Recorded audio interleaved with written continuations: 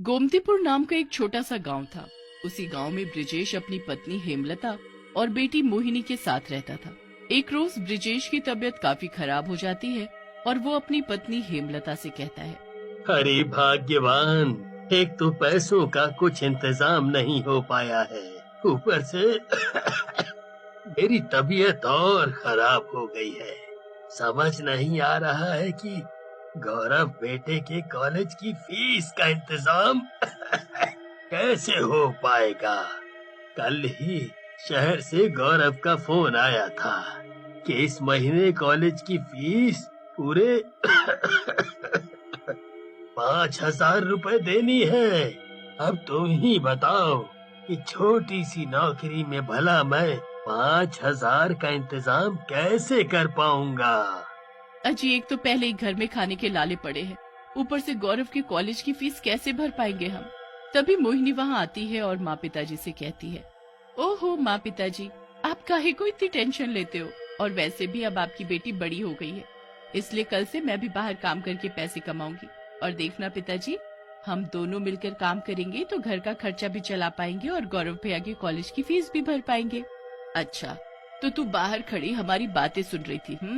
पर जवान बेटी बाहर जाकर काम करे ये ठीक नहीं है। क्यों माँ, क्या बस बेटे ही घर से बाहर काम के लिए जा सकते हैं, बेटियां नहीं? मैंने भी तो 12 तक की पढ़ाई की है, और वैसे भी आजकल बेटियां भी बेटों से कम नहीं है। बात तो बिल्कुल सही कही मेरी लाडो ने। तो फिर मैं कल से खेमू काका की चाय की दुकान पर चाय बनाकर बेचने का काम करूंगी। मैंने उनसे पहले ही बात कर ली थी, और पता है काका हर महीने काम के मुझे पूरे 5,000 रुपए देंगे। और इतना ही नहीं, अगर मैंने ज्यादा और बढ़िया काम किया तो वो मुझे पैसे भी ज्यादा ही देंगे। फिर अगले ही दिन से मोहिनी खेमू काका की दुकान पर चाय बनाकर बेचने का काम करने लगती है और आवाज लगाकर लोगों को अपनी दुकान की ओर आकर्षित करने लगती है। आओ जी आओ, भैया भाभी, सर मैडम, भाई साहब, जरा हमारी दुकान की स्पेशल चाय तो पी कर देखो। अरे जो एक बार हमरे हाथों की बनी चाय पिएगा वो एकदम तरोताजा हो जाएगा। तभी चाय की दुकान के पास एक कार आकर रुकती है। कार से कमल नाम का एक लड़का बाहर आता है और मोहिनी से बोलता है, तुम्हें तो इस चाय की दुकान पर पहले कभी नहीं देखा। यहाँ तो वो बूढ़े काका चाय बनाते थे ना? अजी साहब, आपको उन बूढ़े काका के हाथ की चाय पीनी है तो मैं अभी उन्हें ही बुला देती हूँ। अरे अरे, मैं तो मजाक कर रहा था। और वैसे भी इतनी सुंदर लड़की हमें चाय बनाकर पिलाए, इससे अच्छी बात और क्या होगी। ऐसा करो, 3 कप चाय बना दो। तभी कमल की कार से उसके 2 दोस्त अनिकेत और कार्तिक बाहर आते हैं और बोलते हैं, क्या बात है, इस बूढ़े काका की दुकान पर ये चाय बेचने वाली छमिया कहाँ से आ गई? मोहिनी सभी को चाय पकड़ाती है। साहब, ये हमरे हाथ की स्पेशल चाय है, इसलिए इस चाय के एक प्याले के 5 नहीं बल्कि 10 रुपए लगेंगे। तभी कार्तिक मोहिनी को चाय के पैसे देते हुए उसका हाथ पकड़ लेता है।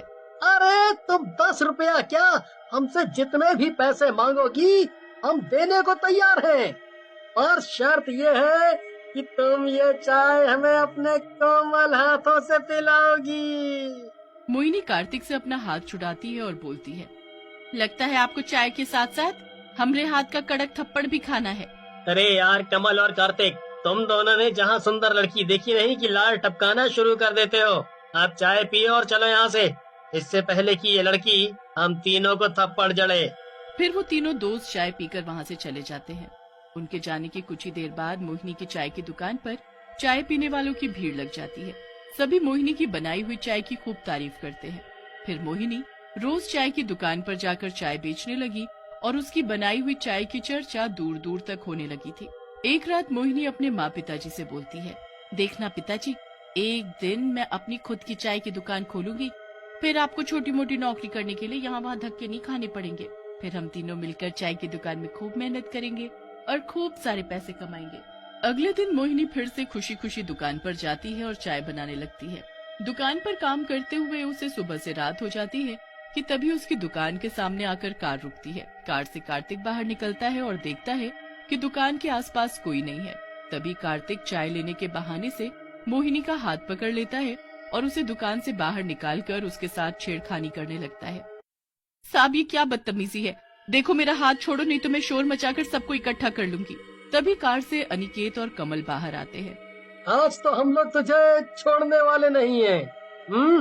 फिर तीनों दोस्त मिलकर मोहिनी के साथ छेड़खानी करने लगते हैं कि तभी मोहिनी को जोर से चिल्लाते देख कार्तिक अपने हाथ से मोहिनी का मुंह बंद कर देता है।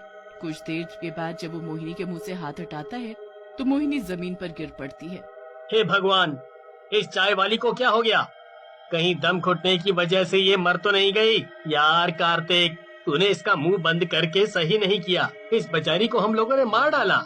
अनिकेत की बात से कार्तिक और कमल बहुत डर जाते हैं और फिर वो तीनों अपनी कार में बैठकर वहाँ से भाग जाते हैं। दम घुटने की वजह से मोहिनी की मौत हो जाती है और वो एक चुड़ैल में बदल जाती है।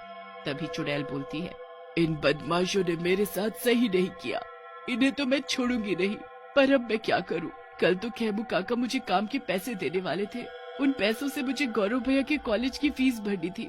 मुझे कुछ तो करना ही होगा। फिर चुड़ैल अपनी लाश को वहाँ से गायब करके उसे जंगल में छुपा देती है। मुझे अपनी लाश को छुपा कर रखना होगा और वो तब तक जब तक कि मैं सब ठीक नहीं कर देती। फिर ऐसे बोलकर चुड़ैल फिर से मोहिनी के रूप में बदल जाती है और सुबह होते ही मोहिनी खेमू काका से अपने काम के पैसे लेकर अपने भाई गौरव की कॉलेज की फीस जमा करा देती है। फिर चुड़ैल मोहिनी के रूप में चाय की दुकान पर जाकर पहले की तरह ही चाय बनाने लगती है। तभी मोहिनी की दुकान के पास चाय पीने वालों की भीड़ लग जाती है। तभी गांव में रहने वाला चमन मोहिनी से कहता है, मोहिनी बेटी, हमें 50 लोगों की चाय फैक्ट्री पहुंचानी है, तो तुम इतनी सारी चाय फटाफट से बना तो लोगी ना? हैं? वो क्या है कि हमें तनिक जल्दी है। अरे चमन काका, आपको पता नहीं है शायद कि हमारे हाथों में जादू है।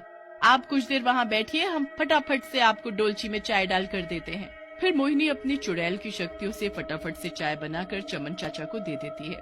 फिर क्या था, मोहिनी रोज अपनी चुड़ैल की शक्तियों से फटाफट से चाय बनाकर लोगों को पिलाने लगी। एक रोज मोहिनी चाय बनाते हुए सोचने लगती है, अगर ऐसे ही हमारा चाय का धंधा चलता रहा तो एक दिन सब ठीक हो जाएगा, हमारे घर की गरीबी के दिन दूर हो जाएंगे। मोहिनी ऐसा सोच ही रही थी कि तभी मोहिनी की दुकान पर कमल अपने दोस्तों के साथ आता है और बोलता है, अरे यार कार्तिक, ये क्या? ये लड़की चाय वाली तो बिल्कुल सही सलामत हमारी आंखों के सामने खड़ी चाय बना रही है। चल जरा इसके पास जाकर देखते हैं कि आखिर ये लड़की जिंदा कैसे है। ऐसा बोलकर कमल, कार्तिक और अनिकेत तीनों मोहिनी के पास जाते हैं। मोहिनी उन तीनों को देखते ही आग बबूला हो जाती है। तभी मोहिनी को बहुत गुस्सा आता है और वो मोहिनी से चुड़ैल के रूप में बदल जाती है। अरे कमबख्त, तो तुम क्या मुझे नहीं छोड़ोगे? अब तो मैं तुम्हें नहीं छोड़ने वाली। तुम तीनों की वजह से ही मैं एक चुड़ैल बनी हूँ और अब मैं तुम तीनों में से किसी एक को भी जिंदा नहीं छोड़ूंगी। तुम तीनों ने मिलकर मेरे साथ बदतमीजी की और मेरा मुंह बंद करके मुझे मार डाला। अरे तुम्हें पता भी है मेरी मौत से मेरे गरीब माँ पिताजी पर क्या बीतेगी। अपना घर चलाने और अपने भाई के कॉलेज की फीस भरने के लिए मुझे अपनी लाश को जंगल में छुपाना पड़ा ताकि मैं फिर से मोहिनी के रूप में चाय बेचने का काम कर सकूं। हमसे सच में बहुत बड़ी गलती हो गई। हमें मालूम नहीं था कि उस दिन तुम्हारा मुंह बंद कर देने से तुम्हारी मौत हो जाएगी और हमने जो तुम्हारे साथ बदतमीजी की उसके लिए हम तीनों दोस्त बहुत शर्मिंदा हैं। हमें माफ कर दो, हम तुम्हारे आगे हाथ जोड़ते हैं। तभी चाय की दुकान पर कुछ लोग आ जाते हैं और चुड़ैल को देखकर उनके होश उड़ जाते हैं। चुड़ैल रोते हुए बोलती है, चमन चाचा, मैं चुड़ैल ही मोहिनी हूँ। फिर चुड़ैल सभी को सारी बात बताती है।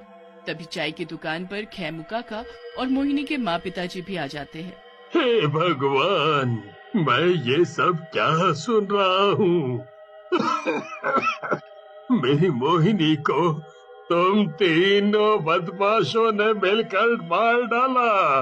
माँ पिताजी, आप रो नहीं, अब जो होना था वो तो हो गया, पर जब मेरी सच्चाई सभी के सामने आ ही गई है तो मैं चाहती हूँ कि इन तीनों दोस्तों को सजा के रूप में इन्हें मेरे माँ पिताजी के लिए एक बड़ी सी चाय की दुकान खोल कर दे ताकि मेरे माँ पिताजी को काम मिल सके। फिर तीनों दोस्त मिलकर अपने पैसों से मोहिनी के नाम की एक शानदार चाय की दुकान खोलकर उसके माँ पिताजी को देते हैं और साथ ही सभी मिलकर मोहिनी की लाश का पूरे विधि विधान के साथ क्रियाकर्म करते हैं, जिसके बाद से मोहिनी की आत्मा को शांति मिल जाती है और वो हमेशा के लिए वहाँ से गायब हो